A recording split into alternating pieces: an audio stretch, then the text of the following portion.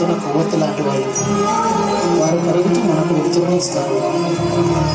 దయచేసి తల్లిదండ్రులను ఎవరు దూరం పెట్టద్దు, వారికి ప్రేమను పంచుతాం.